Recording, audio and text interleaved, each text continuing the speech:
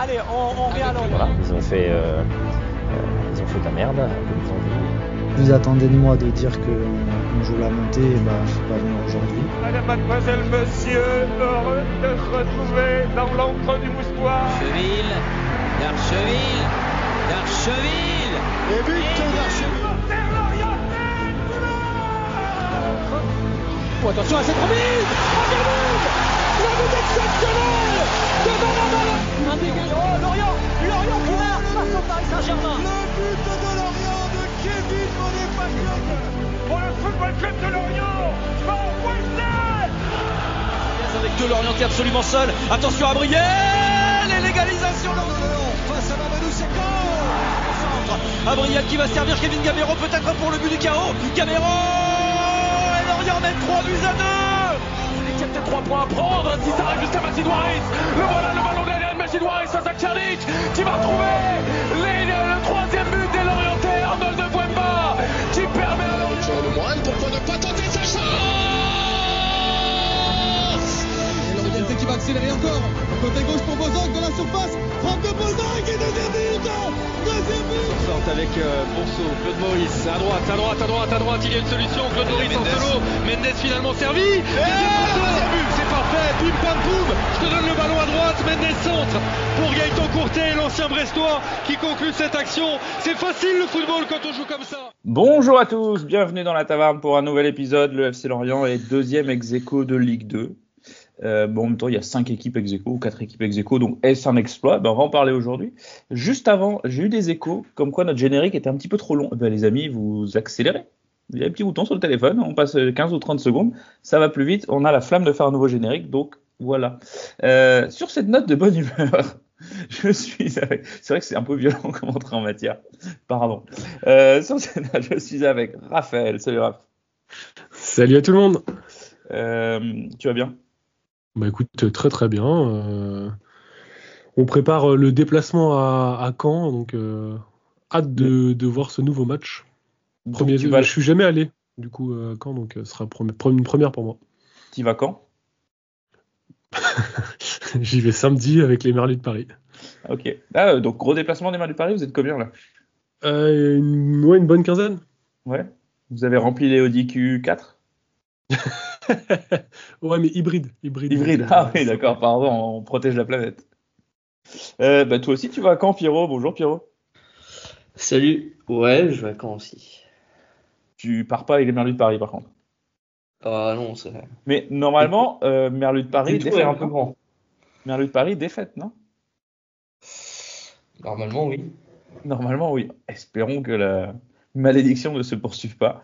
Et Lucas, je ne sais pas si tu vas à Caen, mais je te dis bonjour quand même. Bonjour Lucas. C'est pas prévu, mais bonjour à tous. Lucas qui était absent dans notre dernier épisode et donc qui va découvrir, parce que je ne sais pas si tu as écouté le dernier épisode, Lucas. Partiellement. D'accord. Partiellement, c'est le pire. C'était pas ouf. Tu l'as mis en x3, c'est ça? Non, pas le temps. Bon. Quelques petites news avant de lancer cet épisode. On va revenir sur la situation globale, le début de saison, etc. Mais avant quelques petites news. Et la grosse news du jour, c'est que Benjamin Mendy, Raph, est de retour à Lorient. Ah oui, mais il est de retour... Il est de retour à Lorient. Ok, il est au centre d'entraînement, il s'entraîne tout seul à part, mais il est à Lorient. Mais comme Makengo qui était tout seul un petit moment et qui a intégré le groupe au final après un certain temps. Donc est-ce que ce sera ça ou est-ce que il sera jusqu'à nouvel ordre à côté? Sachant que la semaine dernière, il était en soins déportés. Ce qui a une vibe très middle 20e siècle. Hein. Mais voilà, soins déportés, c'est vraiment un élément de langage très chelou. Lucas, du coup, Benjamin Mendy, est-ce qu'on peut imaginer un futur au FC Lorient? Non, il n'y a aucun futur, je pense. Déjà, j'étais assez surpris que Makengo soit possiblement intégré. Mais bon, il a peut-être une meilleure mentalité. Donc, non, Mendy, déjà, j'ai appris récemment finalement qu'on l'avait prolongé. On avait activé une clause pour le prolonger. Donc ça m'a rendu assez fou. Parce que du coup, peut-être qu'on espérait faire une plus-value sur ce joueur. Et donc, finalement, on se retrouve à le payer sûrement pendant 6 mois, voire 1 an. Puisque personne ne le veut. Donc c'est assez terrible. Donc non, je lui vois pas d'avenir, même si au poste de latéral gauche, finalement, c'est assez compliqué cette saison. Enfin, voilà, ouais. on n'a pas Lucas, forcément de ça tire à boulet rouge. Tu vois, quand j'ai vu la news que Benjamin Mendy faisait toujours partie du club, vous voyez sur le WhatsApp là qu'on a, et Pierrot a dit bah oui, on sait qu'il était toujours là. Tu vois, Pierrot, je suis pas le seul à avoir découvert qu'il était encore dans l'effectif en ce moment, très récemment, comme Lucas donc. Donc toi, ta théorie, c'est aussi le club veut se faire un billet là-dessus? Bon, je vois que ça en fait. Hein. Je ne comprends pas. vu sa sortie de terrain lors du dernier match qui se fait pourrir par la moitié du stade, je vois pas comment tu peux te dire que c'est une bonne idée de. Et son niveau global même. Oui, c'est quasi 100% de défaite quand il est sur le terrain, pour rappel.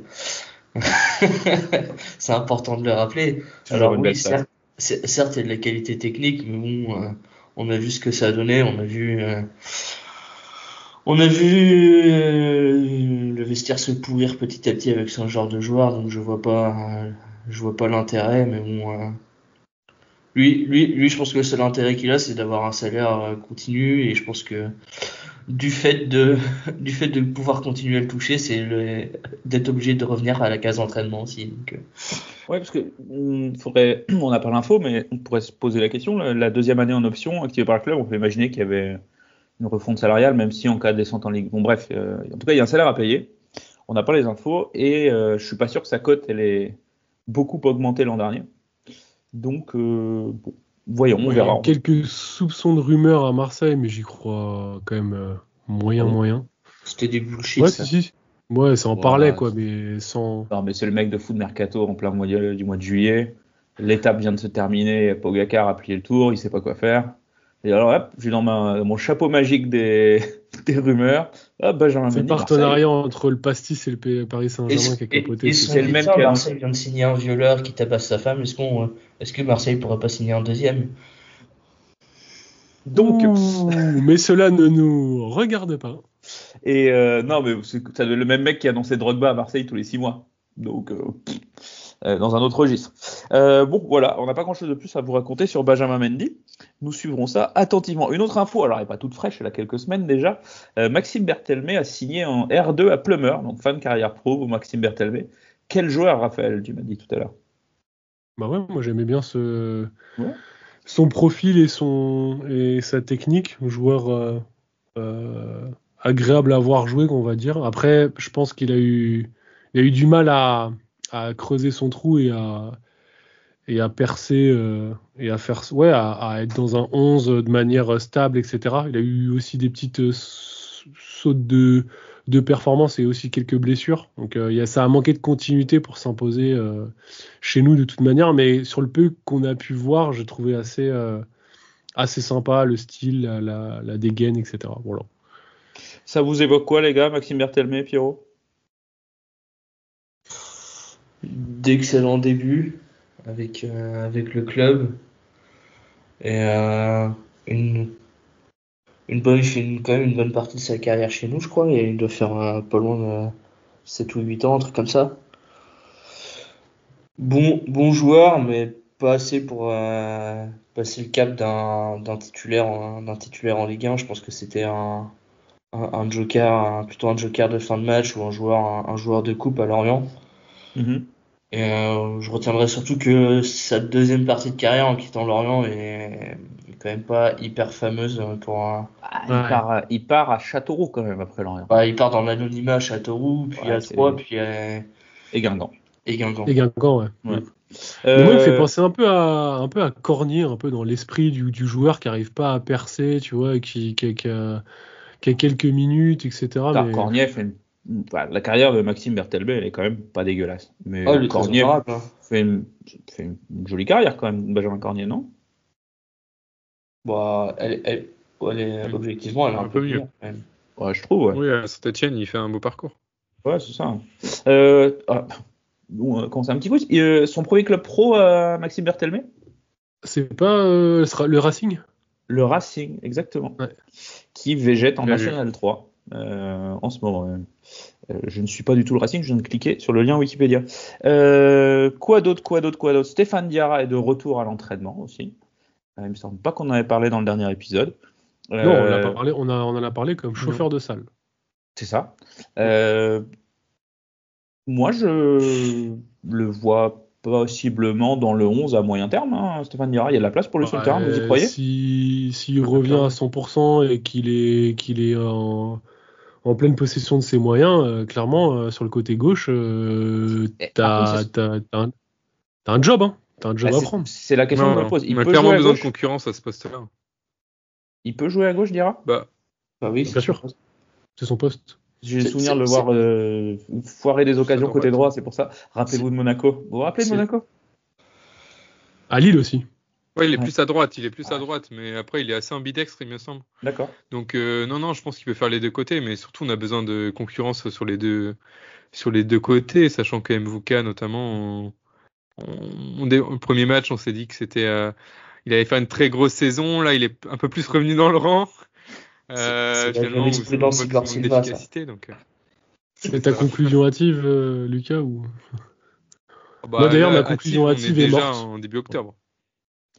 Ouais, voilà, on peut tirer des vraies conclusions, c'est ce que tu veux dire, Lucas? Exactement, en octobre, là, on a déjà un peu plus de recul. Hein. Et j'avais dit Formose Mendy fera une grosse saison pour l'instant. On n'est pas trop mal. Et puis, dernière news, on est obligé d'en parler. C'était pas le moment d'aller boire un coup avant et après le match du FC Lorient en ville. Ça a été un peu violent. Supporters ajaxiens qui sont pas venus pour faire du tourisme, visiblement. Puis ça a répondu en face. Bon, ça c'est dommage. Et puis, qui a vu le match à la télé contre Ajaccio? Moi. Pierrot, t'étais devant la télé, Raph aussi. Lucas, ah oui, c'est vrai que personne n'était au stade. Vous avez vu quelque chose au but de Enzo Janton, vous? Bah non, très peu. Voilà. Clairement. Et même le ralenti, même le replay est catastrophique, tu vois. Oui. Tu vas pas partir vers les supporters, tu vois rien du tout. C'est chiant, c'est laser. Limite, le club a posté plus de vidéos derrière de l'action et de la célébration que Beansport en direct. Ouais, c'est ça. Qu'est-ce qu'on peut dire? On en a déjà parlé. Hein. On comprend les revendications. C'est vrai que tu mets des matchs le vendredi, tu mets des matchs le lundi. C'est compliqué si tu veux aller voir les matchs, tu veux te déplacer. Et c'est aussi compliqué vu les horaires pour le public à domicile. Tu finis de bosser à 18-19h, tu peux pas être au stade, c'est très compliqué. Plus les gens qui avaient pris des abos en pensant que c'était le samedi, etc. Enfin, y a plein de cas. C'est vraiment ce point-là qui est compliqué. C'est l'anticipation des horaires et du coup le fait de prendre l'abo et finalement de te faire un peu rouler, quoi. Mais on sent quand même que la méthode commence à ne plus plaire au grand public, on va dire. Bah, ça s'est déjà vu plusieurs fois au stade avec une critique de plus en plus vive au sein du stade sur les débordements. Sur les réseaux sociaux aussi, ça commence à pointer le bout de son nez. Donc, à pointer le bout du laser. Non, mais est-ce qu'à un moment donné, faut pas changer de manière, etc. Je dis pas d'arrêter, parce que la lutte elle est louable. Hein. Je comprends à 100% la volonté de continuer à essayer de faire plier Beansport si Beansport peut encore plier. Hein, mais oui, c'est ça. Je sais pas. Encore une fois, moi j'ai pas trop d'avis sur le sujet. Voilà. Parce que la jurisprudence, enfin. Ça n'existe pas dans la loi française, comme l'a rappelé un célèbre avocat, mais la jurisprudence, c'est le Red Star qui avait réussi à faire plier Canal. Mais c'est juste que Canal ne les diffusait plus le lundi, et du coup, il jouait le week-end. Mais là, il jouait c'était plus diffusé par Canal, on va dire. Là, le truc, c'est qu'il n'y a que Bein. Donc, je pense que là, début octobre, Bein ne va pas rechanger sa grille, et ça me paraît un peu perdu d'avance comme combat, quoi. Ça ne veut pas dire qu'il ne faut pas le mener. Bah, c'est ça, en fait. Et ça me paraît un peu perdu d'avance. Pierrot, je te vois partagé. Je peux comprendre les revendications des gens. Après, insulter les ultras sur les réseaux sociaux en se branlant. Ouais, non, mais bien sûr, les insultes. En se branlant 6 mois avant sur les tifos de ces mêmes ultras, ça me fait doucement rire. Deuxièmement, libre à eux d'aller, et ça où se trouvent les ultras, libre à eux d'aller échanger avec eux. Et troisièmement, s'ils sont plus malins que tout le monde, qu'ils proposent une solution. Je terminerai sur ça. Mais c'est vrai que, parce que dans le stade, finalement, ça gêne personne. J'étais à Pau, ça m'a pas empêché de voir le match. Et ceux qui étaient au Moustoir voient le match. Finalement, il n'y a plus les interruptions quand il y avait les balles de tennis, les machins qui pouvaient être un peu pénibles pour peut-être des gens. Par contre, tu regardes le match à la télé, tu vois, c'est chiant. Alors c'est le but de rendre la diffusion chiante pour le diffuseur, mais tu vois, il n'y a pas que des gens devant la télé, que des gens qui ont la flemme d'aller au stade. Il y a beaucoup de gens qui peuvent pas y aller, tout simplement, et qui payent un abonnement à beIN ou un mec en Tunisie pour avoir IPTV, mais ça c'est un autre débat. Et bon, tu les fais chier aussi, quoi. Donc ouais, c'est compliqué. En tout cas, espérons qu'on puisse voir un match d'ici la fin de la saison, ce serait pas mal. Rien que pour le seul fait d'en parler, parce que diffusion grand angle, c'est vraiment pourri, quoi. Mais diffusion grand angle avec un switch, quoi, à gauche, à droite, et parfois ça suit même pas le ballon. Et fatalement, tu décroches du match. Ouais, t'es frustré parce que tu vois que, parfois le ballon, t'arrives plus à le suivre, quoi. Donc tu perds le fil, tu vois pas les positions des joueurs. Bon, du coup, c'est plus le même. Tu prends le but d'Enzo Janton face à Ajaccio. Ouais, tu le vois pas. En fait, je suis sur le Twitter en train de répondre aux gens, machin, et j'entends le commentateur. En plus, tu sais, parce que beIN aussi, ils te foutent le mec qui commande le multiplex à commenter ton match. Donc lui, il parle 2-3 trucs, quoi. Et quand il lui file l'antenne, du coup, tu sens, il s'enflamme d'un coup, tu vois, comme s'il était en train de. C'est pas du tout. Il célèbre 2 fois le but. C'est ça. Et donc, en plus, c'était pas le mec le plus dynamique du secteur, quoi. Et bah, ok, tiens, but. Et t'attends le ralenti, sauf que tu vois rien. Et puis, t'entends les mecs à la fin, quel but extraordinaire. Moi, je croyais qu'il avait mis un but de la tête, tout simplement. Non, c'était un ciseau. Enfin, c'était un beau but, quoi. Bon, tant pis. Voilà ce qu'on pouvait dire dans les nouvelles. Je vais pas rater de grosses nouvelles, il me semble, du côté du FC Lorient. Non. Ah, si, le brassard avec les commandos, là. Sympa, ouais, sympa. Ouais, pourquoi pas, c'est encore intégrer les supporters, le territoire dans le quotidien du club, c'est toujours intéressant. Là, ça va encore plus loin, parce que pour Caen, du coup, ils ont fait un appel aux photos des supporters pour que, du coup, le brassard soit composé de... Ça, franchement, je trouve que c'est un... Ok, l'initiative, elle est bonne. Mais, comment dire, il y a quand même un IA-troll extraordinaire. Bien sûr. Envoyer une photo de Patrick Dils, je suis sûr qu'elle passe nickel. Promis, FC Lorient, on n'a pas fait ça. Peut-être. Mais oui, c'est sympa. Je trouve que c'est sympa. C'est un peu comme les affiches à chaque match l'an dernier. Ça crée un truc autour du match. Et puis les brassards, je suppose qu'il y aura un truc. Je sais pas, une vente aux enchères peut-être en fin de saison ou quoi. Je sais pas s'il y a quelque chose de prévu. Ça peut être cool. Voilà, bon. Puis si Commando avait pu mettre une balle perdue sur un Jean-Victor Makengo, un truc comme ça aurait résolu quelques problèmes. Ce que je vous propose, plutôt que revenir sur le match de Pau et le match d'Ajaccio et faire notre traditionnelle analyse, blablabla, ce que je vous propose, c'est de faire un petit constat. Voilà, on est début octobre, la saison est quand même bien avancée. Le FCL est donc deuxième ex-aequo de Ligue 1. Situation globale, constat, bilan des joueurs, les satisfactions, les déceptions. On commence par toi, Raph. Qu'est-ce que tu retiens de ce début de saison ? Le FC Lorient est la meilleure défense de Ligue 2. Le Moustoir est une forteresse. Le Moustoir est une forteresse et notre attaque est à la peine. Et du coup, ça nous empêche terriblement d'être sur le trône de cette Ligue 2 qu'on devrait dominer de la tête et des épaules compte tenu de nos nombreuses occasions et du gâchis aussi qu'on peut avoir en attaque. Pour moi, le seul match qu'on ne peut pas gagner, c'est celui de Pau. Parce que du coup, on se fait complètement dominer après le carton rouge. Sur tous les autres matchs, il y a la place. On a été zéro. À Pau, on a été zéro. Catastrophe. Non, bien sûr. Naufrage collectif, et même après tu t'es réduit à 10, mais compliqué. Mais cette attaque, aujourd'hui, clairement, on produit beaucoup d'occasions, mais on a un déficit de transformation qui est 2 fois inférieur aux meilleures équipes de Ligue 2, quoi. C'est la stat sur le nombre de buts attendus depuis le début de saison Parce que là, ça fait une période assez intéressante pour analyser les ex-goals. Nombre de buts attendus, du coup, on est deuxième, puisque Metz s'est procuré plus d'occasions au global, notamment avec leur orgie offensive. Là, je sais plus face à quelle équipe, 5-0 ou 6-0, je sais plus. Ouais, c'est ça. Donc 13,4 du coup expected goals pour Lorient contre seulement 9 buts marqués. Donc ouais, l'écart est quand même important, tu vois, dans le sens où avec aussi peu, t'as seulement 7 matchs, hein, donc l'écart est quand même important. Voilà. Lucas, comment t'expliques? Et d'ailleurs, juste pour terminer sur ça, si tu regardes le classement de l'écart entre le nombre de buts et les ex-goals, Lorient est dernier, parce qu'en fait, on est l'équipe qui paume le plus devant les cages. Quoi, moi. Ok, d'accord. Lucas, comment t'expliques ce manque de réalisme offensif, puisqu'il s'agit de ça?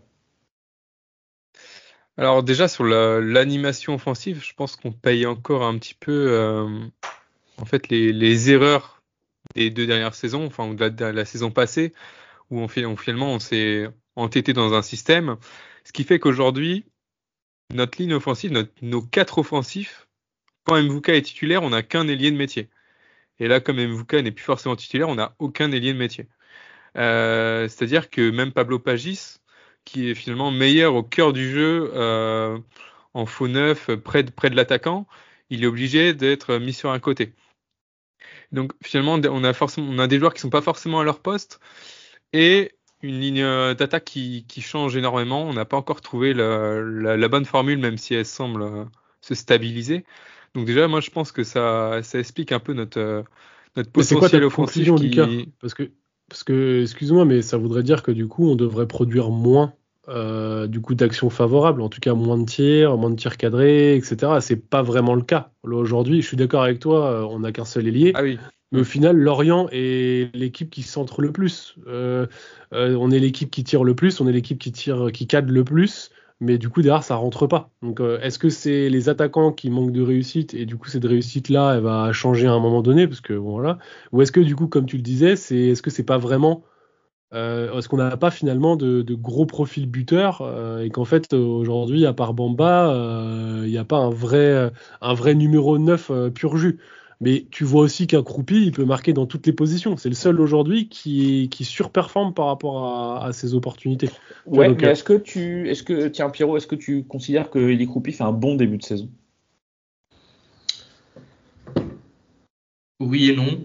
Non, dans le sens où quand il joue pas à son poste, il est pas bon. Et tu vois bien l'exemple de vendredi, il est parfait. T'as la sortie de je sais plus qui devant, il se fait replacer dans l'axe en 9, il claque 2 buts, terminé, bonsoir. Voilà. Le problème du FC Lorient actuellement, c'est de pas avoir de vrai milieu gauche, ce qui t'oblige à faire des accès Ponceau qui n'est pas son poste, des accès Pagis qui n'est pas son poste, des accès Croupi qui n'est pas son poste. En fait, tu te prives d'une solution dans l'axe avec un de ces 3 joueurs là pour un poste où personne n'arrive à exceller actuellement. Donc voilà. Pierrot, juste pour préciser un truc, que ce soit Ponceau ou Pagis, les 2 surfaces offensives, ils rentrent dans l'axe. Leur position moyenne, elle est très très très axiale. C'est en fait, tu ne joues pas avec un ailier gauche, tout simplement. Mais ils sont pas attirés vers le côté. Sauf surface défensive où ils doivent se replier pour faire les 2 lignes de 4. Mais concrètement, ils rentrent toujours dans l'axe. Pour moi, c'est plus embouteillage à la limite ou sur saturation devant la surface. Mais ils se retrouvent jamais à gauche. C'est toujours Yongwa ou James qui, du coup, déboule à gauche, hein, véritablement. Oui, mais comme ils sont nuls pour centrer en phase offensive, le problème réside là. Pour moi, le problème, c'est que t'as pas de milieu gauche. Et sur un 4-4-2 sans milieu gauche, c'est pas un 4-4-2, quoi. Donc, je suis d'accord avec toi, c'est pas un 4-4-2, c'est un 4-4-2 sur phase défensive, tu as tout à fait raison. Et en fait, on est presque plus sur un 4-4-2, puisqu'en fait, si tu regardes même sur phase offensive, on a Abergel qui reste en sentinelle devant la défense. On défend presque en 4-1, 4-1 en fonction de la situation de l'attaque adverse. ce qui change un petit peu. Il n'y avait pas ces ajustements tactiques en début de saison. Et pour répondre à la question du coup de Julien sur Croupi, c'est quand même 11 tirs, 9 cadrés, 3 buts. Et il a touché que 15 ballons dans la surface de réparation adverse. Donc il faut juste lui mettre les bons ballons et le mec il arrive quand même à trouver des solutions assez facilement devant les cages, quoi. Donc je pense que là où je rejoins Pierrot, c'est que t'as l'impression qu'il est pas bien utilisé en fait. Il déjoue un petit peu avec un rôle qui n'est pas forcément le sien. Moi je revois des coups d'éclat, tu vois, le but qu'il met à Lyon typiquement la saison dernière, j'ai l'impression que il a ça en lui, quoi. Le cadre, il le sent, quoi. Il le ressent. Oui, bien sûr. Des buts en pivot, des buts de la tête, des buts de. Il a quand même une palette assez complète, quoi. Et ensuite, pour revenir sur notre inefficacité offensive, il y a aussi le fait qu'on est tombé sur des gros gardiens, en tout cas des gardiens qui sortent des gros matchs. Je pense que Gertner, il sort 3 buts tout fait, quoi. Non ? Après, je pense qu'on va être souvent confronté à ça, parce que en Ligue 2, on avait un peu ce même constat, on avait un peu moins ça en Ligue 1, parce que du coup, comme on se procure moins d'occasions, et finalement, on avait un jeu où on tirait assez peu, et lorsqu'on frappait, c'était vraiment qu'on était dans des positions de frappe où il y avait une grande chance de marquer. En fait, on attendait vraiment d'avoir l'opportunité, on frappait très peu loin, par exemple, etc. Donc là, je pense qu'on va souvent se retrouver face à ces situations où on a beaucoup d'occasions, et comme il y a certains joueurs qui sont pas forcément accomplis, et aussi des automatismes à trouver, et ça va mettre tout le monde en confiance. Bamba, il ne joue pas les premiers matchs, et il arrive, donc là il faut qu'il se mette en jambes, il faut qu'il se mette en confiance. Croupi a notamment manqué aussi les 2-3 premiers matchs. Pagis n'est pas forcément à son poste et doit aussi gagner en confiance. Il était en confiance en Ligue 2 la saison passée, mais se mettre en confiance ici.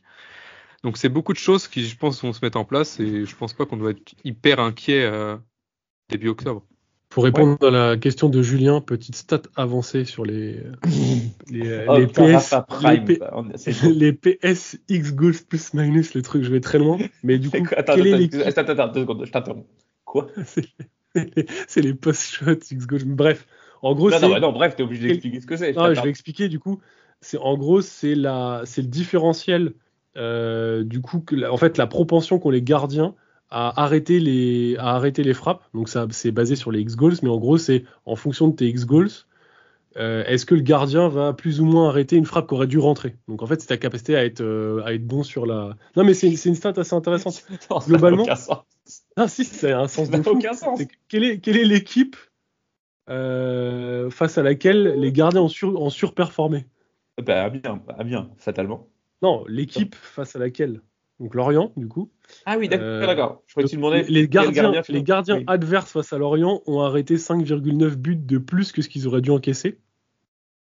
Ouais. Et du coup, l'équipe qui est deuxième à ce classement, donc la deuxième moins chanceuse face à des gardiens qui étaient chauds, seulement 2,9. C'est-à-dire qu'on est la seule équipe débile à avoir ne pas pris 3 buts versus le deuxième. Ouais. Tu vois. Donc en fait, l'écart est substantiel. C'est-à-dire que alors là, du coup, je vais ressortir une stat, le Egg Chicken Indicator. C'est quoi?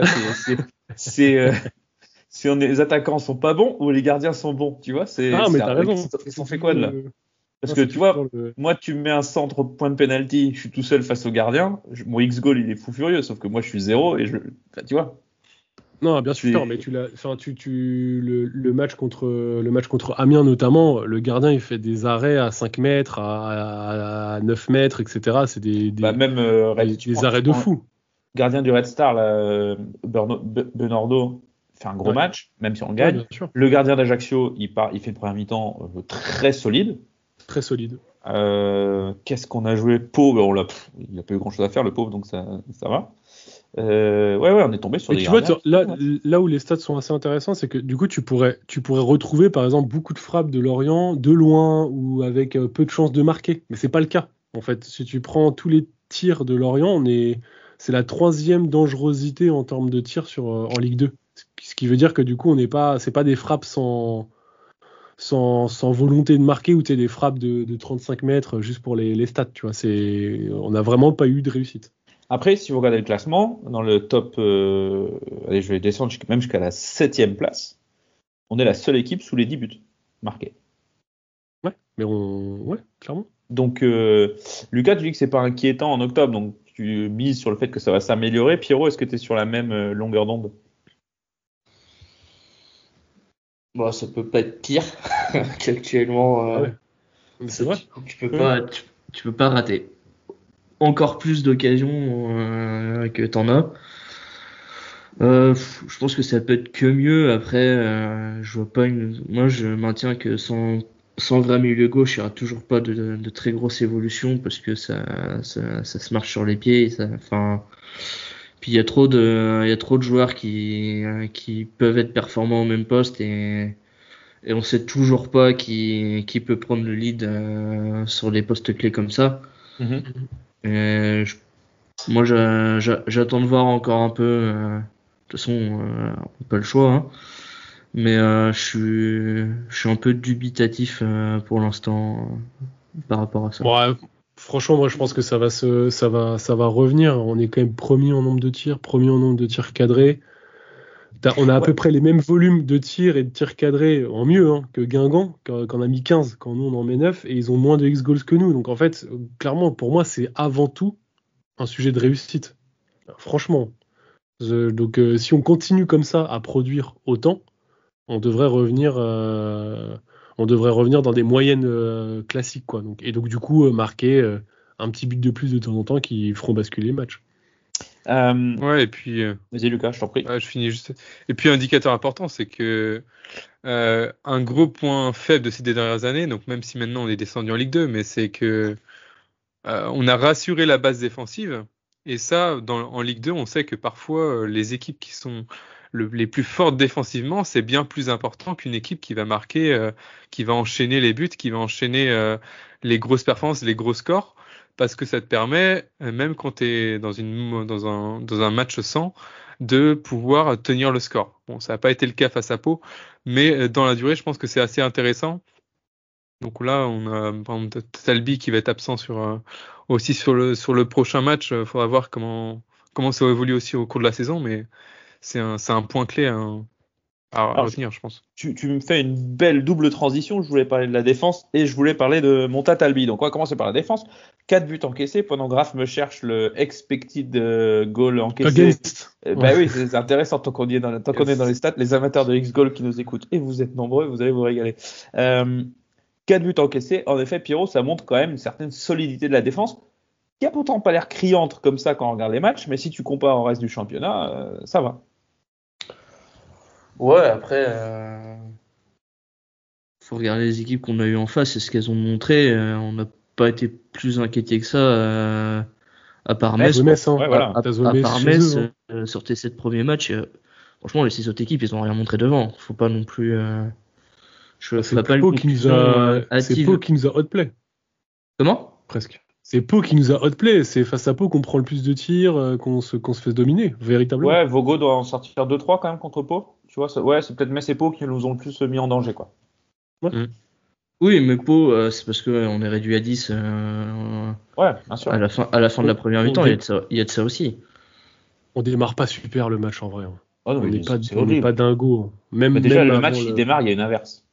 Pour moi, le rouge, c'est même pas une excuse à avoir. Les 40 premières minutes, elles sont nazes. Mais c'est pas une excuse. Je fais juste une analyse sur le fait qu'en face, on sera 11 contre 11.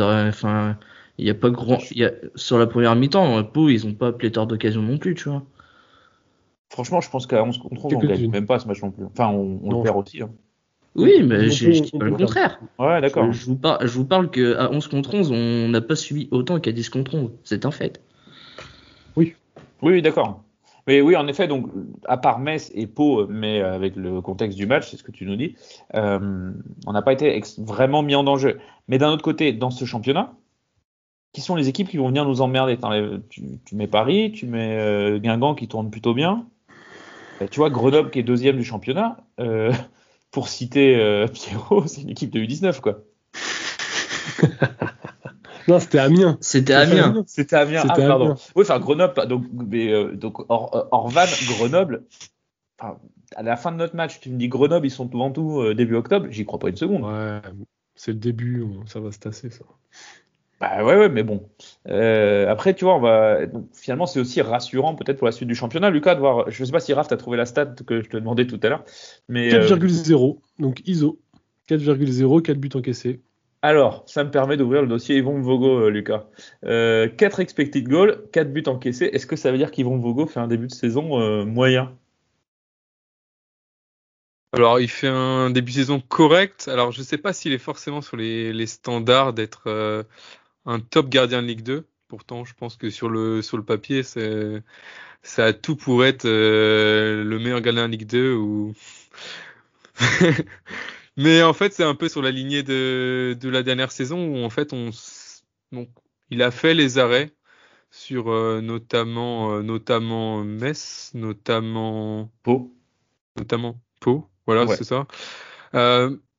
Mais pas forcément des arrêts où tu te dis, justement comme face à nous, on dit, ouais, le gardien, là, franchement, il sauve un but. Le gardien, c'est comme s'il avait marqué un but. Et ça fait longtemps que j'ai pas eu cette sensation-là de vraiment voir une envolée qui me dit que là, le gardien peut être homme du match ou l'homme de la mi-temps. Donc ça me gêne un peu. Alors, je sais pas s'il va se remettre en confiance dans la saison. Je sais pas ce qui lui manque en fait aujourd'hui pour retrouver son niveau, parce que sur les qualités intrinsèques, il y a aucun doute qu'il les a. Pierrot sur le début de saison de Yvon Vogo? Je suis pas fan. Il y a quand même 2-3, il y a quand même sur un ou deux buts où pour moi il doit les sortir. C'est pas le nombre d'occasions qu'il a où il est débordé. Après le match contre Pau, il fait une très bonne deuxième mi-temps, je conçois. Mais après, sur l'impact défensif, c'est loin d'être le premier fautif sur les 4 buts. Combien sont pour Montatalbi, j'ai envie de te dire.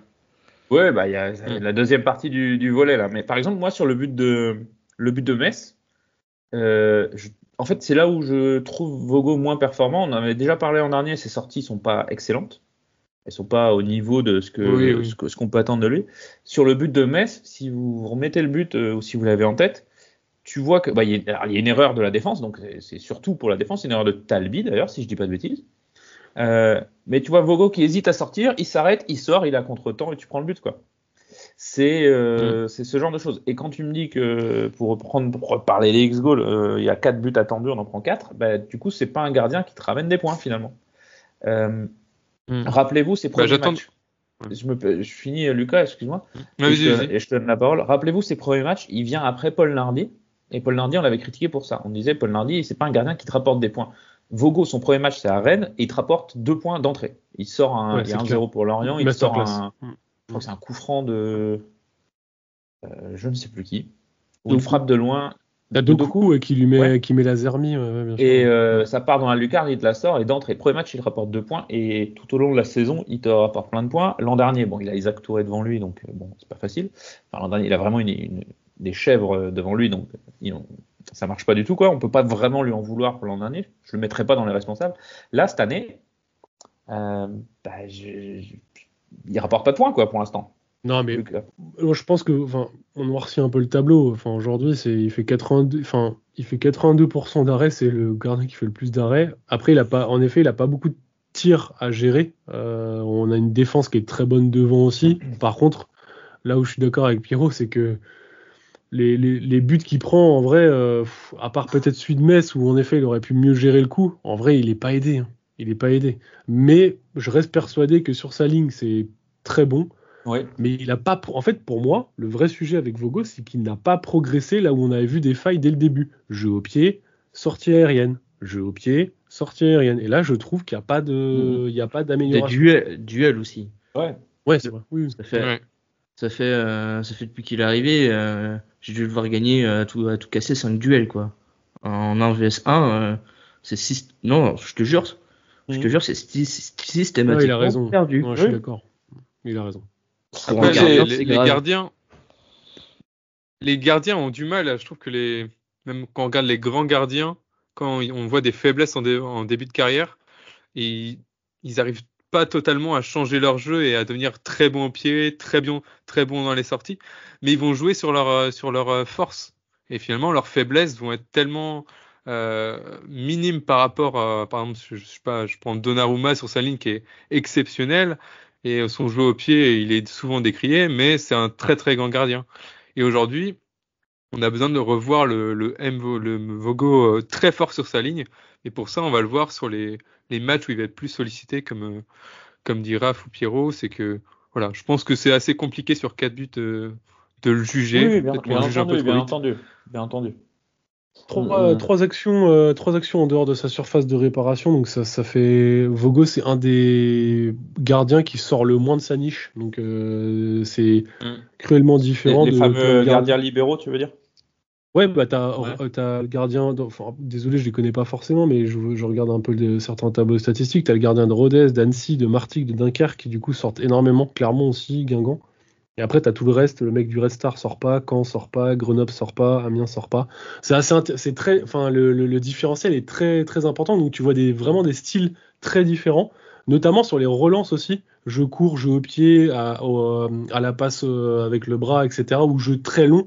Donc nous on joue très très court. Lorient d'ailleurs c'est l'équipe qui joue le plus court, mais vraiment de manière très importante. Et Vogo participe aussi à ce jeu court parce que il dégage rarement très très loin, puisque du coup, par exemple, Annecy, le gardien, c'est 60 mètres de dégagement en moyenne, Vogo, 22 mètres.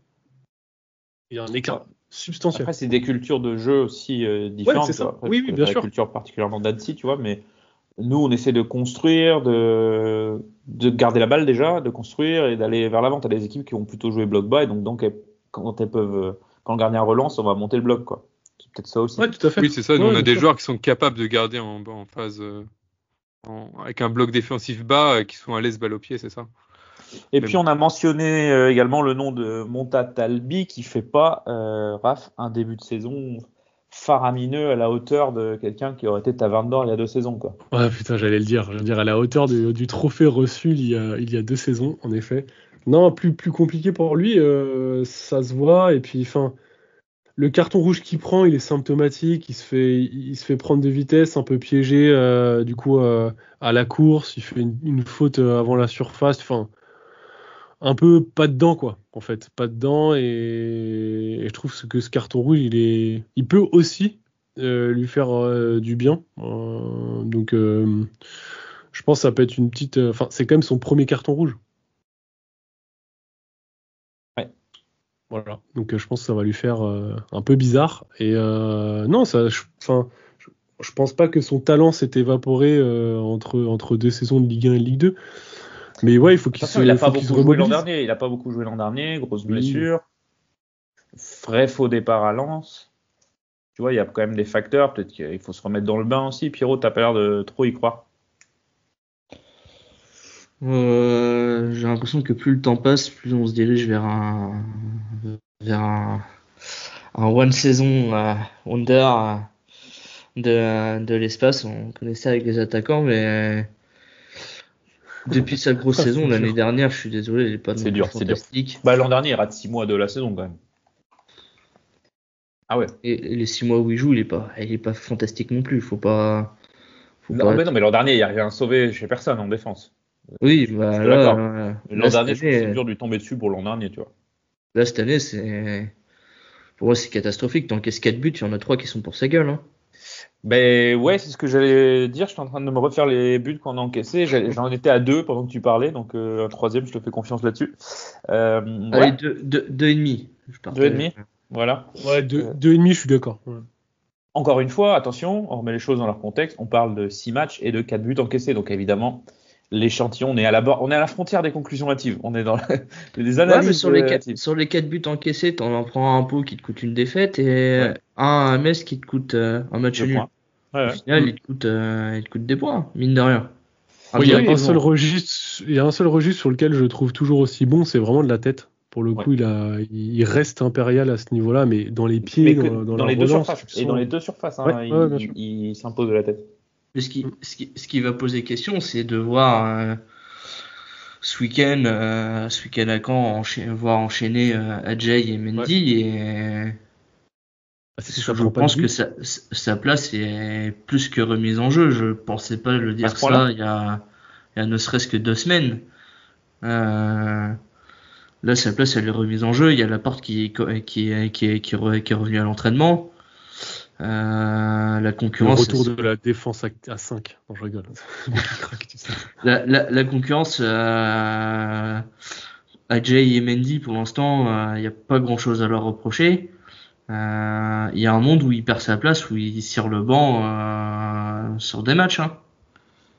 Ouais, peut-être. Si Jay, parce que Caen à l'extérieur, même si Caen fait pas un très bon début de saison, ça reste quand même un test important dans cette division. Contre Ajaccio, alors ils sont pas mis en danger. Pas de mémoire, Ajaccio était très dangereux. En tout cas, Vogo n'est pas mis en danger. La défense contient bien les assauts, même s'il y a aussi le carton rouge qui rentre en ligne de compte. On verra contre Caen, mais oui, ça peut faire 2 matchs, clean sheet sur les 2 matchs, si c'est le cas. Et tu remets en cause, pourquoi tu changerais tes gars, quoi. Et donc là, tu peux te retrouver avec Talbi qui est sur le banc en Ligue 2, alors qu'il y a 2 ans en arrière, on disait qu'il a rien à foutre chez nous, quoi. Moi, ça va très vite. Je vois ça grandement arriver quand même, hein, vu les prestations. Ouais, je sais pas quand même. En fait, il va revenir après la trêve. Il revient de suspension. Tu le remets titulaire alors qu'il t'a coûté des buts. Enfin, vis-à-vis de la concurrence, vis-à-vis d'Ajay et Mendy, c'est, Mais Mendy, t'as coûté combien de buts en Ligue 1 contre Caen, il y en a un des deux qui repasse sur le banc, ils peuvent l'avoir mauvaise quand même. Hein. Les cartes sont mises à 0 ce début de saison, Raph. En plus, t'as un nouvel entraîneur, donc oui, t'as vraiment. Oui, bien sûr. Sauf pour Isaac Touré, mais oui, t'as raison. Je pense qu'il y a une petite période d'adaptation aussi mentale et certains joueurs sont peut-être plus touchés que d'autres. Donc déjà, c'est peut-être juste sa personnalité, mais dans le sens aussi, il a été mis sur un piédestal, il a fait une première saison exceptionnelle. Il s'est dit peut-être que enfin ma carrière est lancée. Donc au final, il reste une saison de plus. Peut-être son choix, c'est pas son choix, je ne sais pas. Ensuite, une saison beaucoup plus compliquée à la fois mentalement par rapport à la saison et par rapport à ses blessures. Donc là, je pense qu'il était vraiment au fond mentalement. Et peut-être que cet été aussi, il pensait partir, il pensait quand même avoir des opportunités.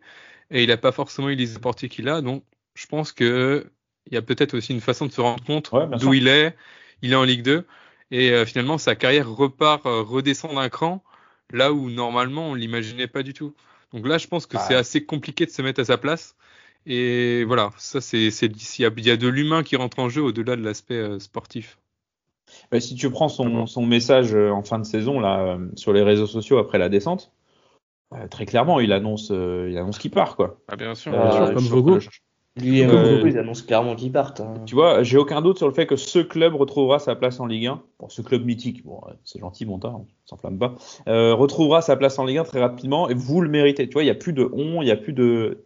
Donc, oui. Et je pense que ça vaut pour Vogo et ça vaut pour peut-être d'autres dans l'effectif que Lucas, tu détiens la bonne partie du problème, c'est que c'est des gens qui se voyaient ailleurs et il faut se remettre dans le bain. Tu te voyais peut-être jouer des Coupes d'Europe et tu te retrouves à aller à Pau un mardi soir sous la flotte, quoi. Donc c'est pas facile, comme tu dis, très justement. Il y a de l'humain derrière. Des satisfactions que vous relevez de ce début de saison. Alors je sais qu'on en a parlé dans le dernier épisode, il y a eu 3 matchs de plus. Est-ce qu'il y a des nouvelles choses qui vous ont, des nouveaux joueurs, des nouvelles choses, nouveaux systèmes de jeu, des tendances que vous voyez qui vous plaisent? D'accord. Déjà, l'intégration des joueurs déjà habitués à la Ligue 2, finalement, En fait, on a vu que l'effectif a très peu changé. Et finalement, s'il n'y avait pas eu ces apports de nouveaux joueurs tels que Soumano, Pagis, même Mvuka, donc il venait pas de la Ligue 2, mais peu importe. En fait, c'est quand même du sang neuf et c'est des joueurs qu'on a envie de suivre parce qu'on les connaît un peu moins, on les a pas forcément vus dans le contexte du FC Lorient. Et donc les voir s'intégrer, c'est assez intéressant et ça challenge un peu parce que le reste de l'effectif, on le connaît vraiment déjà. On connaît ses points forts, ses points faibles. Et donc, on a vraiment envie de voir ces joueurs-là réussir parce qu'ils sont restés depuis 2-3 ans. Ils ont été un peu baladés en prêt. Ils ont quand même voulu s'imposer ici. Et donc, moi, c'est des joueurs que j'ai vraiment envie de voir réussir, qu'ils soient formés ou pas au FC Lorient. Pas plus que certains joueurs, mais en tout cas, voilà.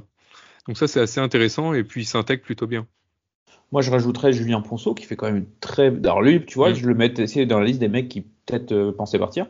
Et lui fait au contraire un très bon début de saison. Il a un niveau de jeu que je trouve très très costaud, Raph.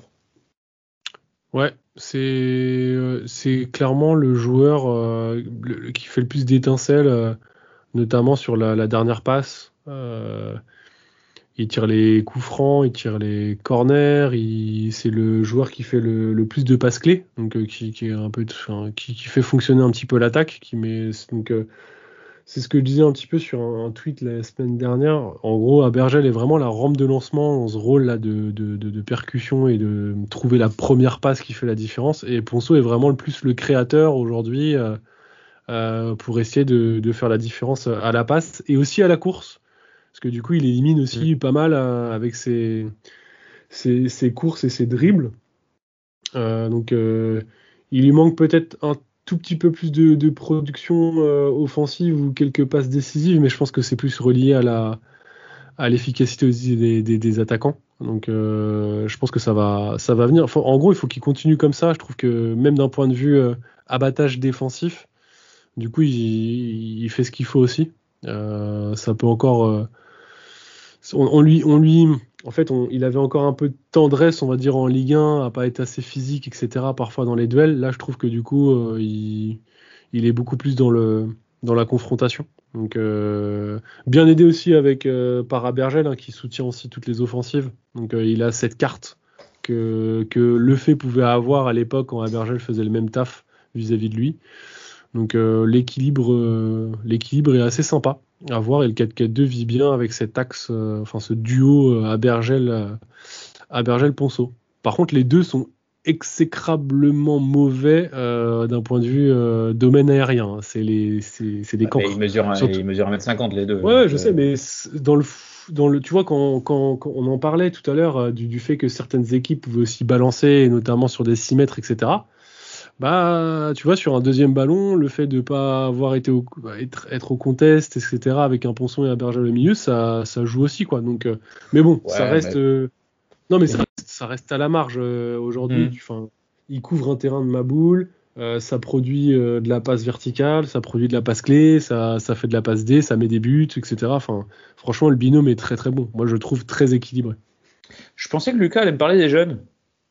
Évidemment, Enzo Janton, qui est apparu dans la lumière, deuxième apparition, première apparition en moustoir et un but. Qui est-ce qu'on peut citer encore, Lucas? Isaac James, latéral gauche, qui est on ne pensait pas du tout le voir cette saison. L'année dernière, on avait trop de joueurs au poste de latéral gauche. Cette saison, finalement, on n'avait qu'un joueur professionnel. Donc c'est top déjà qu'il ait pu jouer, je crois, 2 matchs et pas plus de 2 matchs. Donc il a pas forcément encore le niveau d'un prétendant à la montée en Ligue 2. Mais en Ligue 1, monter en Ligue 1. Il a monté en Ligue 1, pardon. Il n'a pas forcément la tête d'un prétendant au tableau, mais il était plutôt correct. Et ça fait partie de l'apprentissage, donc je suis content au fait qu'il y ait un peu de place, malgré un effectif qui est très large, très dense. Finalement, on arrive quand même à voir des joueurs du centre de formation rentrer en jeu, donc ça peut être par rapport aux blessures, par rapport aux joueurs qui ne sont plus du tout intégrés dans le groupe. Mais voilà, c'est ce que j'avais un peu peur en début de saison, et ça c'est une super surprise. Et comme tu parlais de Janton aussi, il est un peu récompensé par ce but-là. Et ça met un peu en lumière tout le travail au centre de formation, et ça récompense aussi les joueurs les plus méritants. On pourrait citer aussi Arthur Avon, Pierrot, qui fait quelques apparitions. Il a joué tous les matchs. Peut-être un match où il n'a pas joué? Non, il y a 2 matchs où il était blessé. D'accord, peut-être un, ouais. Et 2 fois titulaire, et finalement plutôt une bonne surprise. Bah, clairement, parce que c'est comme Isaac James, c'est le genre de joueur qu'on s'attendait pas à voir déjà dans le groupe, ou du moins partiellement, et encore moins à voir jouer des matchs, voire être titulaire parfois. Une vraie et agréable surprise. Maintenant, j'espère qu'il va continuer sur la durée, parce qu'il y a des joueurs qui reviennent petit à petit dans le groupe d'entraînement. Déjà, je pense à Makengo, qui, comme j'avais dit la dernière fois, il a une carrière en jeu, très clairement, et qui doit reprendre sa place, et le peu qu'il aura, et je pense, et j'espère pour lui qu'il se la donnera à fond. Donc, mais il y a aussi le joueur qu'on a recruté là. J'ai plus son nom là. Fadiga. Ouais, Fadiga. Donc le fait qu'il soit devant, c'est une recrue, bon, même si elle est ce qu'elle est, hein, et des joueurs qui ont une bonne carrière en Ligue 1, même en Serie A, même si j'apprécie pas plus que ça le joueur, c'est quand même assez positif. Et dans la globalité, faire jouer les joueurs du centre de formation, c'est ce qui a toujours fait vivre le FC Lorient. C'est ce qui fera gagner de l'argent au club tôt ou tard avec des transferts. Faut pas se leurrer. C'est la fabrique du club, et je trouve ça normal d'entre guillemets les prioriser par rapport à d'autres joueurs. Et ça donne un vent de fraîcheur qu'on avait besoin sur cette équipe, parce que globalement on garde la même équipe que l'année dernière. Ouais, très clairement, de l'équipe, franchement, j'ai presque aucune attache sur les joueurs. Les seules attaches que j'ai actuellement, c'est sur les nouvelles têtes, les jeunes joueurs, et ça fait du bien d'avoir ces nouvelles têtes là. Après, Raph, est-ce que on fait jouer les joueurs parce que culture club, c'est important de faire jouer, ou c'est aussi à défaut d'avoir recruté parce que pas de sous, le marché des transferts étant ce qu'il est? Oui, mais en même temps, aujourd'hui, entre Avomebong et Jean-Victor Makengo, tu fais quel choix? Tu fais le choix de se dire que tu valorises un jeune, tu lui donnes du temps de jeu, tu valorises sa cote, et du coup, ou alors tu dis tout simplement, aujourd'hui il est meilleur que Jean-Victor Makengo, hein, ou est-ce que du coup il a plus l'état d'esprit? Donc sur le côté gauche, en fait, tu préfères faire jouer James ou tu préfères faire jouer Mendy, tu vois? Donc à un moment donné, tu te poses aussi ces questions. Puis devant. L'arbitrage, il est. Ouais, oui. D'accord, vas-y, pardon. Il y a un arbitrage à faire. Enfin, après, je pense que là, l'histoire est quand même assez belle, tu vois, faire jouer des joueurs, de jeunes joueurs comme ça. En fait, tant qu'ils produisent, tant qu'ils sont dans un bon état d'esprit et que du coup ils montent des choses sur le terrain, tu auras toujours ces incursions-là dans le 11 lorientais, comme l'a très bien dit Pierrot. C'est aussi l'ADN et la culture du club, donc ça continuera. Un truc qui m'a perturbé, vous allez me dire c'est anecdotique, peut-être. Arthur Avom, il a le 62. Enzo Janton, le numéro 60, et je sais plus qui est le troisième dont on parle, excusez-moi. Je crois que Hachi a le 63 Isaac James, et... 66. Ouais. Ah oui, Hachi, il a joué, oui. 63 61. Isaac James, 66. Il y a un petit délire à l'anglaise où les mecs qui sont pas encore pros, ils ont des numéros un peu à la con. Tu vois, pour garder, je sais pas, genre c'est un rite de passage. Quand tu deviens pro, tu choisis ton maillot, en attendant, t'as le numéro qu'on te donne. Enfin, je sais pas, ça existait à l'époque, je sais pas si ça existe toujours. Si ça se trouve, ça n'a rien à voir avec ça, c'est peut-être totalement du hasard. Peut-être qu'Enzo Janton est né en 1966, on sait pas. Mais, ou dans le 66, on sait pas non plus. Mais, je sais pas, je trouvais ça sympa, je trouvais ça marrant et curieux. Voilà, faites ce que vous voulez de cette information. Le prochain match, ce serait donc des choses à rajouter sur ce début de saison du FCL. On a fait un gros tour là quand même. On est plutôt pas mal. Si ça vous dit, on va parler du match de Caen, qui a donc lieu samedi après-midi 14h. Le week-end donc, un déplacement toujours un peu mythique de la Ligue 2, Raph, j'ai envie de te dire, on l'a fait souvent avec le FC Lorient, et malgré le classement de Caen, assez piège, on va retrouver Quentin Lecuche d'ailleurs. Tu le savais pas? Non, je savais qu'il avait bougé, mais je savais pas que c'était à Caen. Il a Caen. Écoute, ça sera sympa. Non, mais je pense qu'en effet, ça va être un piège une nouvelle fois. On va voir ce que ça donne. J'attends de voir un petit peu déjà le groupe. Il y a peut-être je sais pas s'il y aura des surprises là-dessus, mais je pense que le système, on le connaît déjà. Mais je pense que du coup, Pantaloni nous habitue aujourd'hui à avoir quand même pas mal d'ajustements d'une journée à l'autre. Il y a eu des raisons aussi peut-être de charge physique aussi sur 3 matchs en une semaine, mais ouais. Je pense que c'est peut-être le premier match post début de saison, on va peut-être voir un 11 se cristalliser par rapport à tout ce qu'il a pu voir sur les dernières rencontres. Donc hâte de voir ça. Et puis malheureusement, le FCL, dès qu'il a l'opportunité de chipper la première place, il se chie dessus. Du coup, je me dis que ça va être bis repetita et qu'on fera pas un bon match. Je sais pas pourquoi. C'est incroyable. C'est quand la dernière fois que le FCL a eu une bonne opportunité et il la prend pas et derrière ça dégringole. Je pense que ça peut remonter loin. Ça remonte quand on jouait le haut de tableau il y a 2 saisons. Et que du coup on avait une opportunité de dingue de rentrer dans les 3 premiers, je crois, et qu'on n'a pas fait ou les 5 premiers, je sais plus. C'était une place européenne. Pour moi, quand on jouait le maintien, quand tu joues une équipe quand on jouait une équipe à la con, même ça, on n'arrivait pas à les prendre. Je pense notamment au match aller à Clermont l'année dernière. C'est clairement le match que tu dois les terminer et tu perds lamentablement 1-0. Le fameux match, nous on n'est pas bon, mais alors vous êtes vraiment nuls, de Maxime Gonalons. Magnifique. Moi, ce qui me fait rire en Ligue 2, c'est, je repense à la saison où on monte, où quand on jouait le samedi après, on était tout le temps catastrophique. Est-ce que tu te rappelles d'un match en Normandie? Cette saison, on joue 2 matchs le samedi après, on fait une défaite en nul. En parlant de match le samedi après-midi, cette saison-là, j'ai un match en Normandie, c'est au Havre, chez le rival. Attends, c'est cette saison-là ou c'est celle d'avant? On fait 2-2. Ouais, et Fontaine il rentre à 2-0 et on fait 2-2 à la fin. C'est ça, il offre un péno totalement à la fin. Exceptionnel. Je trouve que ce match de Caen, il a une vibe un peu comme ça, là, samedi après-midi. Du coup, j'allais vous demander le 11 que vous attendez face à Caen. Tout simplement, je vais poser la question à l'envers. Qu'est-ce qu'il y aura comme changement par rapport au match de Monaco? D'Ajaccio. Excusez-moi, j'ai ouvert.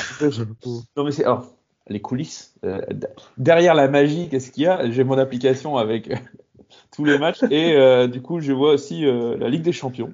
Et Monaco joue pas du tout la Ligue des Champions. Donc pourquoi j'ai dit Monaco? Il n'y a aucune raison. Putain, Dortmund est en train de mettre une valise à glace. Bon, bref, on s'en fout. Par rapport au match d'Ajaccio, excusez-moi. Qu'est-ce que vous voyez comme changement? Peut-être ce que disait Pierrot tout à l'heure de remettre Croupi un peu plus à son poste. Ouais, c'est-à-dire devant à la place de Tozin. Ouais, Pagis qui du coup n'est plus dans le groupe. Je sais pas si il y a là, mais la nouvelle saison de Lost, les disparus. Pablo Pagis. Je te jure. Théo Lebris, disparu. Disparition. Mais alors là, hop là, merci. Qui sera le prochain? Qui est-ce qu'on a dans les disparus? Kaloulou qui revient, mais bon, ça c'est au bénéfice de la blessure d'Igor. Et je m'en reste un. Comment? On pense fort à lui d'ailleurs. À Igor, on a hâte qu'il revienne. Je m'attendais pas à ça. La phrase du métal. Cyril Roland, quoi. On dirait le petit Jonathan qui nous regarde depuis son lit d'hôpital. Moi, pour sa nuit, il peut mettre n'importe quel joueur, je m'en fous, sauf un, c'est Tozin. Je n'en peux plus. Ouais, mais tu vois, contre Ajaccio, je trouve que c'est un match dégueu. Non, je n'en peux plus. J'en peux plus. Un attaquant incapable de marquer, de se créer une occasion. Il s'en crée une belle que le gardien sort. Il y a une combinaison à la surface qui est jolie que Croupi n'arrive pas à conclure, il me semble. Il n'apporte rien. J'essaie de défendre. Il n'y a rien à défendre. Donc, vous prenez le même 11. Alors, je pense quand même que Ponceau va revenir dans le 11 à la place de Havre. Oui. D'accord? Je pense. Hein. Et pourquoi pas Yongwa à la place de Isaac James? Pourquoi pas? Du coup, vous voyez Croupi à la place de comment il s'appelle? Aïgoun Tozin. Donc, il nous reste ce fameux ailier au milieu gauche, vous l'appelez comme vous voulez. Et on met qui là? Moi, je pense qu'à un moment, il va falloir mettre Théo Lebris. Il faut essayer. Lucas? Est-ce qu'il est apte à jouer déjà? Ouais, je pense pas qu'il soit il est blessé. Il était blessé. Il n'était pas dans le groupe, donc comme il n'était pas dans le groupe, je suis pas sûr qu'il puisse débuter. Donc, est-ce que c'est pas le moment aussi d'essayer d'avoir un peu de continuité? Est-ce que soit on fixe Arthur Ebong au milieu de terrain, on essaye finalement de donner ce couloir gauche à Ponceau où il aura énormément de liberté, même s'il prend pas énormément ce couloir, et on réserve le couloir droit à Katseris, voire Mvuka. Et donc ça fait peut-être un milieu aussi un peu plus fourni. Et ça peut peut-être plus répondre aux duels un peu athlétiques qu'on aura face à certaines équipes. Parce qu'un milieu à deux. Sinon, tu fais jouer 4 séries milieu droit et Yongwa milieu gauche. Et voilà. C'est ce on l'avait même dit la saison dernière. On s'était dit pourquoi ne pas faire ça. Non, mais c'est des vrais joueurs de couloir et c'est les deux joueurs qui sentent le plus, quoi, qui débordent, qui centrent, etc. Jurisprudence Pierrot. Et puis Yongwa ne défend pas. Donc pourquoi pas? Mais ça veut dire que tu pars du principe que Izzy James est capable de faire une saison complète en Ligue 2. Non, mais tant que t'as pas trouvé titulaire au FC Lorient. En attendant de résoudre ton problème. Et au pire, tu redescends Yongwa. C'est ça. Bon, après, si tes espoirs reposent sur Stéphane Dera, c'est compliqué aussi, vu son historique de blessure. C'est sûr. Ouais, comme Tozin. Comme Tozin. Donc, ça va être. En fait, j'ai un peu l'impression que, hors load management, tout va tourner autour de ce fameux poste gauche, quoi. Selon qui tu décides de fixer à gauche, ça te change qui tu mets devant, etc. Soumano sera apte. Ouais, non, je sais pas pourquoi j'avais en tête que Soumano s'était blessé. Soumano, le sujet, c'est Bamba Croupi pareil, ou Soumano Croupi, quoi. Oh, pour moi, je vois pas. Enfin, c'est bon, on a assez rigolé. Bamba, il doit plus retourner sur le banc, là. Si? Soumano, souvenez-vous aussi, il jouait pas mal sur le côté pendant l'ère Pellissier. Oui, mais ça fait 2 ans qu'il joue plus sur le côté. Donc, voilà, je sais, mais du coup, si tu veux vraiment dépanner. Ouais, mais c'est toujours le problème, c'est que du bricolage au long terme, ça fonctionne jamais. C'est ça. Tu préfères voir Soumano à gauche ou Croupi à gauche? Je pense qu'on répond à cette question. Ouais, je suis plutôt. Non, mais je suis d'accord avec Pierrot. Je pense qu'il n'y a aucune des deux qui est une bonne solution. Oui, mettons les deux n'ont pas leur place sur ce côté gauche, en fait. C'est les brider plus qu'autre chose, en fait. Ouais, bien sûr. Bien sûr. Parce que tu vois, tout à l'heure, moi, je reste sur Ponceau. Hein. Ouais, je pense que tu peux dire oui. Ponceau. Mais après, c'est pas un ailier débordement. C'est pas lui qui va venir te faire descendre. Ah non, ce sera pas. Je dirais pas milieu gauche, mais. Je sais pas, Lucas, tu mets pas un joueur à ton poste et c'est pas de la longue durée. Pierrot et Lucas, vous défendiez le fait de ne pas avoir de milieu gauche. Enfin, vous le défendiez pas d'ailleurs. Vous attaquiez le fait de ne pas avoir de milieu gauche et que du coup, c'était pas vraiment un 4-4-2. Avec Ponceau à gauche, ce n'est toujours pas un 4-4-2. Ah bah non. Non, je suis d'accord. Tu mets un Yongwa, t'as un 4-4-2. Chelou. Yongwa est blessé, il pourra pas jouer le match dans tous les cas. Ah ouais. Comme Théo Lebris, si jamais il revenait dans le groupe. Ah, il est blessé, Yongwa. Tu lances des infos comme ça, toi. Pour moi, il était. On écoute. Non, mais je mettrai le podcast d'It West pour avoir les infos. En face, donc on va retrouver Quentin Lecuche. L'extrême droite est au pouvoir. Quentin Lecuche revient en France. On va retrouver la légende française Yann M'Vila aussi. Et Yann M'Vila, Yann M'Vila qui est au stade Malherbe de Caen. Mathias Sautrette aussi. Mathias, il est toujours là-bas? Ouais. Ah, dis donc. Ah ouais? Mais il n'a pas joué les 3 derniers matchs, donc normalement. Ah oui, mais toujours là-bas. J'espère qu'il va pas revenir contre nous. Il va rentrer l'oracle Lucas a parlé. La petite entrée à la 87e où ça égalise à la 90e, c'est. Et puis, qui est-ce qu'on a encore du côté de comment ça s'appelle, de Caen? Ils avaient un attaquant la dernière fois. Alexandre Mendy. Alexandre Mendy. Ouais, il est très fort. Attention. Pronostic, les gars. Tiens, Pierrot, je commence par toi. Une fois n'est pas coutume. Petite victoire 2-0. Ok, Pierrot optimiste. C'est pas souvent, il faut en profiter. Lucas? Donc, attends, excuse-moi Lucas, je reviens un tout petit peu en arrière. Est-ce que tu espères une clean sheet pour voir Talbi sur le banc définitivement? Je te connais, Pierrot. Est-ce que c'est ça que tu as pensé? Oui, ok, d'accord, merci. Lucas, 2-1. J'ai rien dit. Oui, j'ai rien dit. 2-1 pour toi? Victor 2-1. Ouais, Victor 2-1. 1-1. Ah ouais, pas de victoire. Ah oui, Merle de Paris sur place. Ouais, j'espère une. Je Je pense que ce serait assez fort de gagner ce match-là. Ce serait assez costaud. Donc, je vais partir sur un 2-0 également. Et je vais compliquer la tâche, les gars. Je vais vous demander des buteurs. Et moi, je vais vous dire Junior et Bamba. Classique, simple, je prends pas de risque. Moi, Junior et Ponceau. Ponceau, ouais. Ponceau, Junior, Ponceau. J'avais la même que toi. Ouais. Je pensais que tu allais me dire Adjei et Mendy pour vraiment pousser. Mais après, ça serait quand même assez coquin de voir Adjei ou Mendy. Tous les défenseurs centraux. Ça fait combien de temps qu'on n'a pas marqué sur coup de pied arrêté là? Longtemps. J'essaie de me rappeler les derniers buts sur coup de pied arrêté. Je suis même pas sûr qu'on en ait mis. Sur penalty quoi, mais. Ouais. Oui, non, pardon, je veux dire sur un coup franc, sur un corner, etc. Si vous avez l'info. Pour sûr l'orienter à Toulouse. Il y a 3 saisons. En vrai, de vrai. Il en a bien aussi. En vrai, c'est peut-être ça.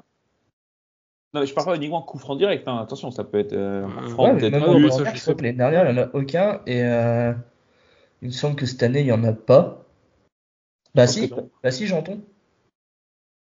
Ah bah oui. Mais c'était pas diffusé. C'était pas diffusé. Oui, mais voilà. Moi, je regardais pas le truc. Raph avait le laser dans les yeux et Lucas a pas vu le match. Alors. Mais sinon, avant Janton, j'avais déjà posé plus ou moins la question il y a 2-3 semaines. On revenait à un Lorient-Rennes où c'était Talbi qui marque il y a 2 saisons. Ouais. L'an dernier, il y en a aucun.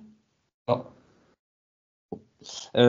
Ok, on passe aux questions des auditeurs si vous voulez bien. Non, pardon, attends, ça fait combien de temps qu'on est en train d'enregistrer là parce que on s'embourbe. J'allais vous poser.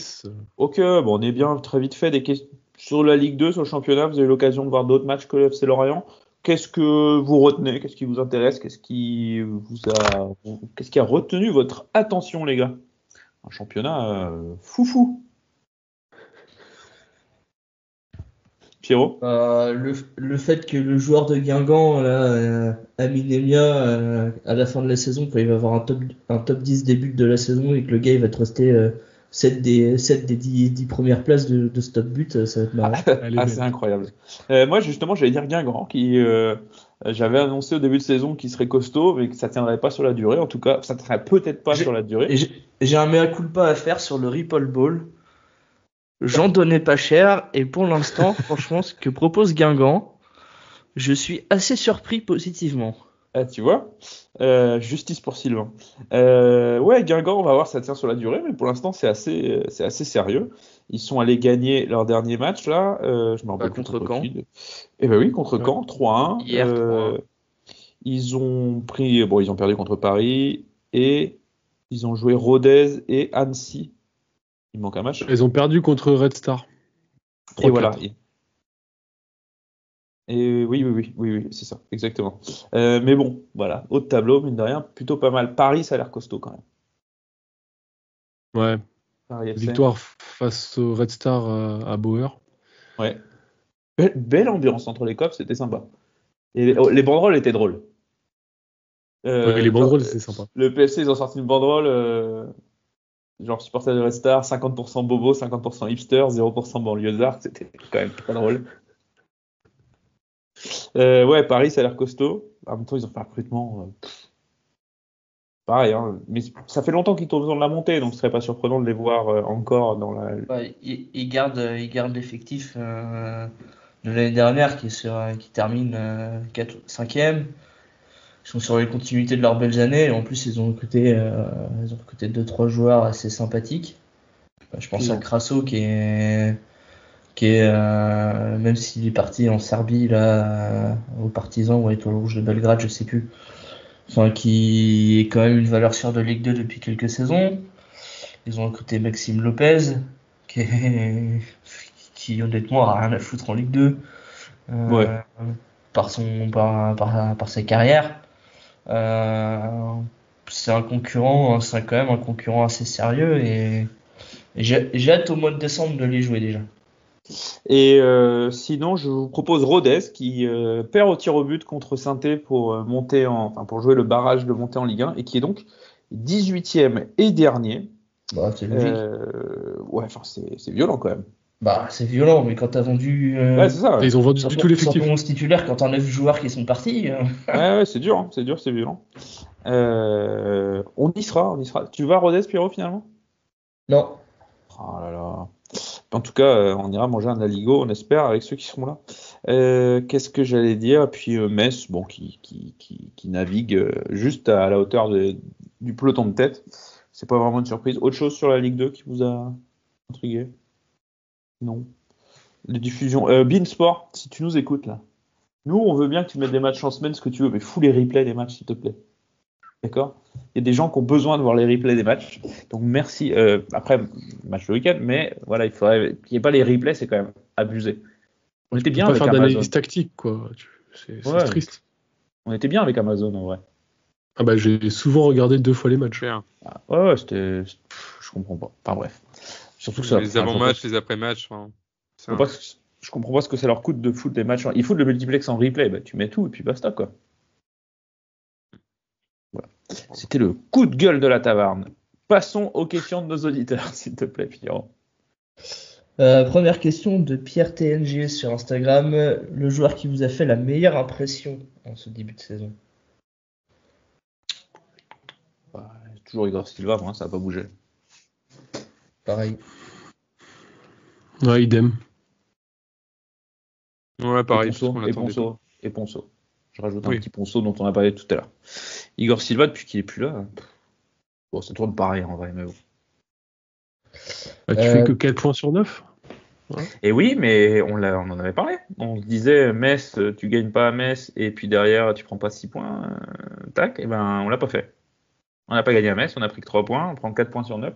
Je trouve que c'était pas une série excellente, ces 3 matchs-là. C'était même décevant. Le match de Pau, je le digère pas, perso. Ouais, il y a toujours des matchs dans la saison où tu passes complètement à côté. Ouais, c'est ça. Mais bon, c'est ça la Ligue 2, quoi. Tu vois, c'est aller gagner des matchs à la con, en semaine, sous la flotte, contre une petite équipe dans un stade tout petit. Rien ne va, tu vois, c'est compliqué. Le Nostacorp. Alors, je vous le conseille, les sandwichs excellents. Merguez, cœur de canard, bière avec alcool, franchement, très bien reçu. Puis il te garde jusqu'à très tard dans la soirée. C'est pour ça qu'il faut prendre des forces. C'est toi qui éteins les lumières et fermer le stade. C'est ça. Bon, service d'accueil musclé. Donc vas-y, question suivante. Autre question, pensez-vous que la victoire contre Ajaccio est un match référence? Non. Non. Non. Contexte facilité. T'es à 11 contre 10 et tu t'envoies. Pour moi, un match référence, c'est tu gagnes 2, 3 ou 4-0 en dominant le match outrageusement du début à la fin. C'est ça un match référence. Ou en tout cas en faisant ce que tu veux faire sans être trop mis en danger. Tu vois, pour moi, c'est ça un match. Face à un concurrent direct à la montée. Et puis face à un concurrent direct à la montée. C'est ça. Moi, bizarrement, je nous ai trouvé plus dominants face au Red Star que face à Ajaccio. Oui, je suis d'accord. Je sais plus qui posait la question, Pierrot, pardon, mais non, c'est pas un match référence. J'ai plus son nom, je suis parti sur les autres questions. Question de Jojo Fofo. Salut. Ou Ponceau n'étant pas des ailiers, pourquoi ne pas jouer en 4-3-3 avec un 10? Et oui, c'est vrai, ça tout à l'heure, quand on discutait de qui on mettait à gauche, pourquoi est-ce qu'on changerait pas de système tant qu'à faire? C'est pas bête. Parce qu'on prend pas de but. Et ouais. 4-4-2, tu défends mieux. 4-3-3, c'est ce bull. On a déjà été bon 4-3-3. J'essaie de réfléchir. Sous l'ère Pellissier, est-ce qu'on appelle ça bon? Il y a eu des matchs où c'était bon, mais... Oui, quand même. Avec Lemoine en 6, Monconduit à Bergel, et puis les Mofi devant, et puis 2 ailiers. Non, franchement ça, c'était le bon temps. C'était le bon temps. Vrai, on se rendait pas compte à l'époque du miel. La chance que nous avions. Mais c'est vrai, mais tu vois, et cette saison-là, tu vois, ça va se débloquer, ça va avancer et tout. Mais peut-être que dans 4 ans, on se dira, tu te rappelles, on avait Tozin devant, 4 séries à droite, Igor Silva Prime, qui maintenant joue le mondial aux États-Unis avec la Célesta. Tu vois, peut-être on se dira ça. Hein. Faut profitons du moment. Autre question de Gwenoa. Pensez-vous que le retour des lofters va être bénéfique ou pas pour la suite? Moi, je pense que non. Pas plus que ça, en tout cas. Dans l'équipe... après, vas-y, Lucas. Non, vas-y. Non, je disais, dans l'équipe, l'autre jour, il y avait un article sur Lorient, du coup, sur Pantaloni, qui avait des choix à faire et tout, et il disait, la plupart des joueurs sont restés, et en gros, ils pouvaient pas se blairer dans le vestiaire l'an dernier, ils doivent cohabiter maintenant. Ben, pour moi, le retour de Makengo, l'éventuel retour de Benjamin Mendy, ça fait partie de ces joueurs-là, de toute façon, on le savait, on les avait identifiés, qui n'étaient pas du tout dans l'esprit, donc je vois pas en quoi c'est une bonne nouvelle, sauf si changement radical d'état d'esprit, comme l'a dit Pierrot, on le souhaite. Hein. Lucas, excuse-moi, je t'ai interrompu. Ouais, c'est ça, s'il joue sa carrière là-dessus.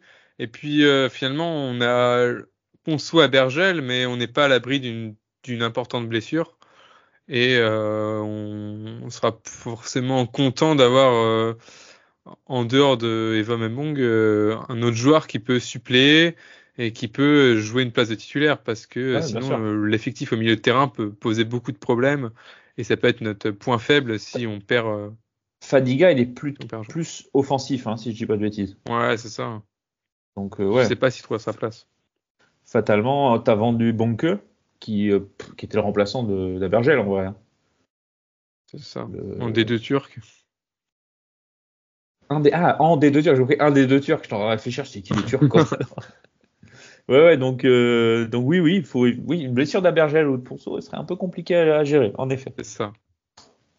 D'ailleurs, petit clin d'œil à Umut Bozok qui a cité un tweet du FCL en parlant en revenant sur une action. Je crois que c'est sur le dernier match où il fait un clin d'œil avec la jeunesse lorientaise, etc. Donc.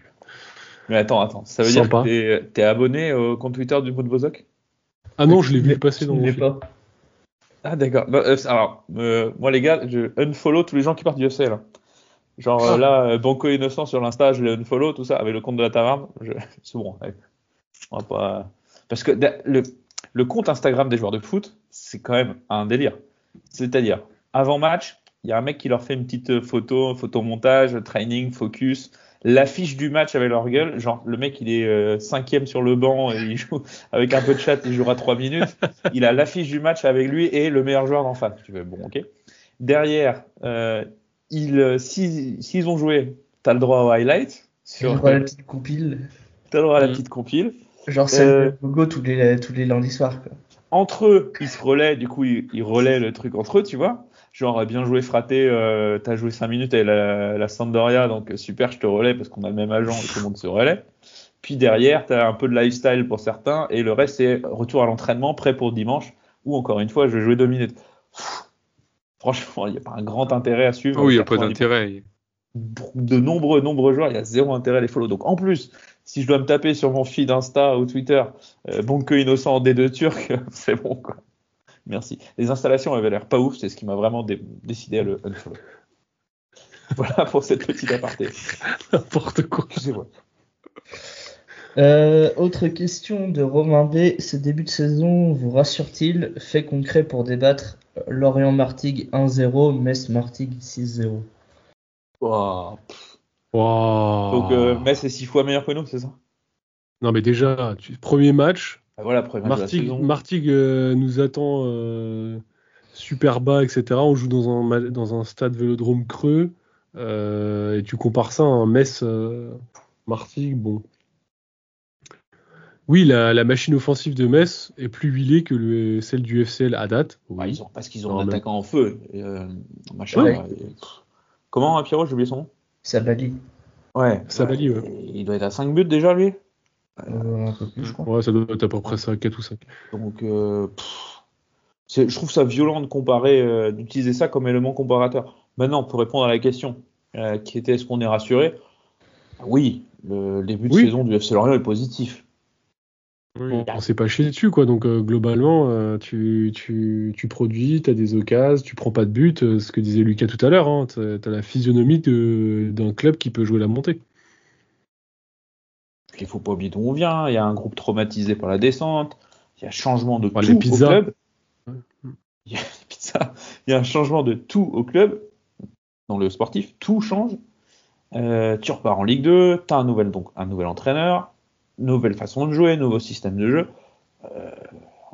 Les gens qui disaient on allait finir premier avec 100 points, ils sont redescendus très très rapidement là.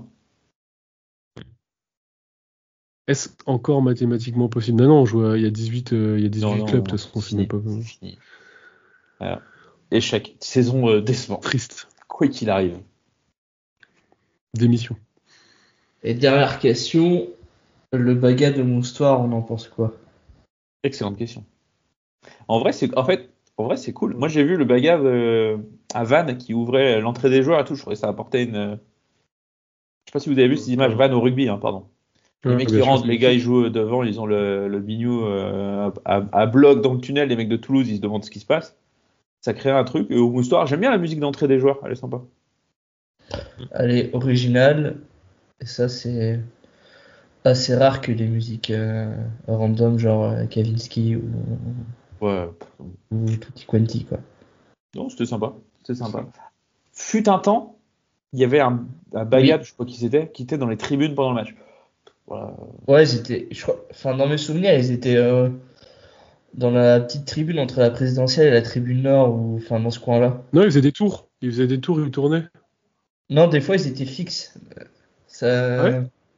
Ils n'ont pas été au corner de la Sud et de la Dupuy-de-l'Aube à une époque? Peut-être quand la Sud était en virage, mais à cette époque-là, j'étais trop jeune encore. Non, même maintenant, ce que je veux dire, c'est au coin de la Sud, là-bas, quoi. Non, ils n'ont pas été là-bas? Ah, tu penses? Ouais, je sais pas. Pas de souvenir. Mais ça, c'était moins fun.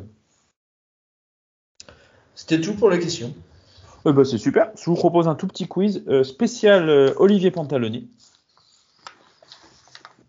Raph est pas content. Alors, encore une fois, derrière le spectacle, les paillettes et l'amitié, la réalité, c'est quoi? Raph, il se connecte, fait bon, il y a un quiz aujourd'hui, on a gagné, il y a un quiz ou pas? Je lui dis, il n'y a pas de quiz, il fait la gueule, je prépare un quiz, il fait la gueule quand j'annonce le sujet du quiz. C'est vraiment insupportable. Spécial Olivier Pantaloni, grand entraîneur de l'AC Ajaccio, un parcours de joueur moins connu, du coup, on va chercher les clubs pour lesquels a joué Olivier Pantaloni. Petit indice, il a joué quand même la bagatelle de, j'ai pas la quantité, mais en gros 200 matchs professionnels quand même. Ouais, même il faut trouver les clubs. 270 matchs professionnels facile. On cherche les clubs, ouais. Et donc, vu que Raph a critiqué, c'est pas lui qui commence. Lucas a rien dit, donc c'est Lucas qui va commencer. Non, il réfléchit. Lucas, est-ce que tu as une réponse? Ah, j'ai une idée là. Vas-y, bien sûr. Est-ce que je fais le truc le plus simple? Est-ce qu'il n'aurait pas joué à l'AC Ajaccio? Bien sûr, 148 matchs. 148 matchs avec l'AC Ajaccio. 1 point pour Lucas. Pierrot. C'est à moi? Ouais. Bon, étant Corse, est-ce qu'il n'aurait pas fait le Sporting Club de Bastia? Il a fait le Sporting Club de Bastia, on est en 1988-90 et il a joué 45 matchs. Raph. Alors j'écoute, contrairement à Pierrot, les conférences d'avant-match et je sais que du coup il a joué à Martigues. Du coup, je l'avais en plus. Exactement, dans la saison 90-91, 30 matchs avec Martigues. Et les gars, il vous manque 2 clubs, donc ça va être. Après, il y a une question bonus que vous allez aimer. Il vous manque 2 clubs. Moi, j'en ai un. Ouais, moi aussi. La pression qu'ils mettent. Je suis sûr que c'est faux, ils mettent la pression sur Lucas. J'en ai un, je suis sûr de rien, mais je vais tenter. Ouais, d'accord. Moi aussi. Moi, ça va être du pur bluff. Vas-y. Du coup, je vais dire Toulouse. Non, il n'y a pas de Toulouse. Ouais, il a un accent du sud, il pas Toulouse, quoi. Il y a un truc plus simple. Pierrot. Donc Lucas, t'es éliminé. D'accord. Moi, je continue sur le Tour de Corse avec le Gazélec. Bah oui, bien sûr. 22 matchs avec le Gazélec. 22 matchs avec le Gazélec. Et puis, il vous reste un club pour qui il a joué entre les saisons 90-94. Il a joué la quantité de 5 matchs. Oui. Ça va être facile à trouver, du coup. Est-ce que c'est un club corse? Ce n'est pas. Je sais pas ce qui reste comme club corse pro là. J'avais eu escorté ou des conneries comme ça. Ouais, t'as escorté. Ah, il y avait Bastia Borgo. Je sais pas où ils sont rendus. Ah oui. Bastia Borgo qui tourne. Est-ce qu'ils sont pas arrivés en Ligue 2, Bastia Borgo? Non. Hein. Si, ils étaient en Ligue 2. Ils ont fait une année en Ligue 2 il y a une dizaine d'années. Ouais, c'est ça. Il s'appelait le Stea Bastia, il me semble. Et Bastia Borgo. Ah oui, alors, exact, bien vu, oui, c'est ça. Du coup, la réponse c'est pas Bastia Borgo, hein, vous avez bien compris. Bastia Borgo, c'est une prison aussi. Voilà, oui. Le stade est adossé à une prison. Ah, il est adossé carrément? Ouais, t'as le stade et genre 250 mètres derrière, t'as la zonzon. Ah oui, d'accord, c'est concept. Quand t'as besoin de remplaçants, tu sais comment. Donc c'est une fusion c'est chaud, là. 5 matchs, t'as dit? Ouais, 5 matchs. Ça va jouer à la rapidité pendant que je cherche à quel moment Bastia Borgo. Donc ils étaient en National 1. Et bienvenue dans La Paillote, le podcast corse. Et j'ai très mal fait l'accent corse, vous m'excusez. Odoumé. Bon, alors, on est à Paillote. Bon, on peut pas dire qui nous donne les informations. Mais voilà. Donc, les gars, pendant ce temps-là, les gens s'impatientent. Bon, alors c'est donc 4 saisons. Il a joué 5 matchs parce qu'il a été prêté à Martigues, au Gazélec pendant ce temps-là. Okay. Ouais. Voilà. Je sais pas, Montpellier. Un club mythique du championnat de France. Bon, bah, Saint-Étienne. Eh ouais. Moi, j'ai dit Montpellier avant, mais bon. Oui, mais oh. Donc, Saint-Étienne. Olivier Pantaloni joue à quel poste, les gars? Milieu de terrain, non? Milieu de terrain. Combien de buts a-t-il marqué de plus? J'ai pas fini. À 4 près, tu sais. Non. Combien de buts a-t-il marqué de plus dans sa carrière professionnelle que Régis Lebrise? Ah, de plus? Ouais. Et il en a marqué combien, Régis Lebrise, déjà? Ah bah ça, c'est votre problème, les gars. Ah, je dirais 10 de plus. 10 de plus pour Raph, Pierrot. Il était quoi, Lebrise? C'était pas un défenseur? Milieu de défenseur, ouais. Oh, je sais pas, admettons, il a fait des bonnes saisons en Corse. Je dirais, il a dû mettre une trentaine. Attends, ils ont acheté des matchs. Je dirais 40 buts de plus. 40 buts de plus, Lucas. Putain, c'est énorme. Lucas. Ah non, moi j'aurais dit 4 buts de plus. Bah, en fait, Raph, je pars du principe que Lebrise, il en a mis aucun. Ou un. Et que dans sa carrière, Pantaloni, il a dû en mettre une trentaine, quarantaine. Mais alors, t'as raison. Alors, Pierrot, je trouve que t'abuses. Enfin, je veux dire, ok, Régis Lebrise, ça s'est mal passé et tout. Mais dire qu'il a mis 0 ou un but dans sa carrière, alors qu'il en a mis 2, c'est vraiment bon. Donc, Régis en a mis 2. Olivier Pantaloni, en a mis 52. Et donc, Laurent Berger, il n'aura pas mis 52 buts dans sa carrière. Dans sa carrière, je peux vous le dire, il faut se réveiller tout de suite.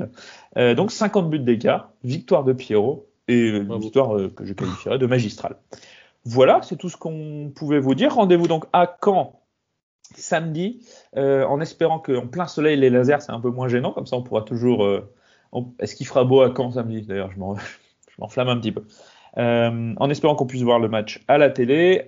Bon déplacement, vous qui faites le déplacement. Quoi d'autre? Pas de promo. Pierrot, ça avance là? Pierrot raconte? On en est où?